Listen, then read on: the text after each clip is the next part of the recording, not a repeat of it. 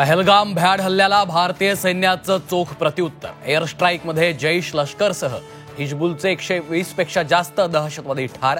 अवघ्या 25 मिनिटात भारतीय सैन्याचा अचूक लक्ष्यभेद।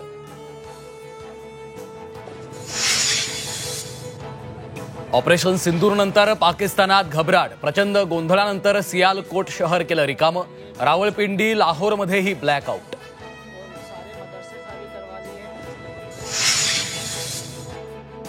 ऑपरेशन सिंदूरनंतर पाकिस्तान बिथरला। पाकिस्तानी सैन्याकडनं सीमारेषेवर गोळीबार। कुरनाह कुपवाड्यात पाकिस्तानी सैन्याचा गोळीबार।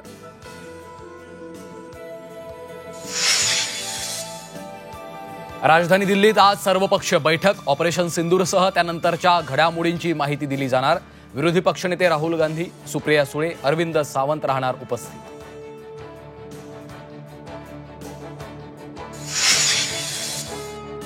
पंजाब, राजस्थान, जम्मू काश्मीरमधील सीमावर्ती भागातील 14 जिल्ह्यांमधल्या सर्व शाळा बंद। ऑपरेशन सिंदूर नंतर खबरदारी म्हणून प्रशासनाचा निर्णय।